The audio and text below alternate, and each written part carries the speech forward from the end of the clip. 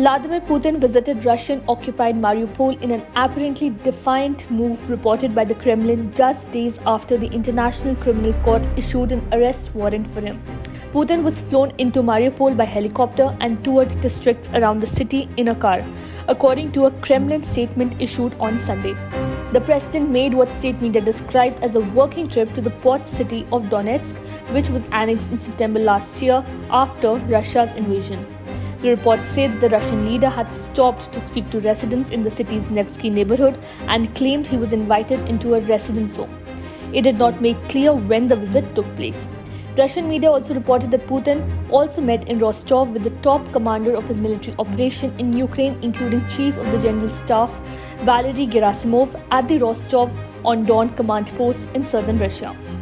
The visit is likely to be seen as particularly provocative to Ukrainians, as Mariupol was long a symbol of resistance that has witnessed some of the most intense fighting since Russia launched its invasion last year. The Kremlin said Putin also examined the coastline of Mariupol, visiting a yacht club and theatre building. News of the visit comes after the ICC issued arrest warrants on Friday for Putin and Russian official Maria Lvova-Belova. The International Criminal Court on Friday had announced an arrest warrant for Russian President Vladimir Putin on the war crime accusation of unlawfully deporting Ukrainian children. This was the first time that the Global Court had issued a warrant against the leader of one of the 5 permanent members of the UN Security Council.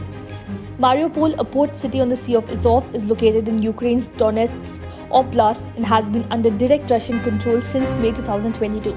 It was in Mariupol that Russian forces carried out some of the most notorious strikes, including an attack on a maternity ward last March and the bombing of a theatre which forced hundreds of civilians to seek refuge. Mariupol became a symbol of Ukrainian resistance during weeks of relentless Russian attacks last week.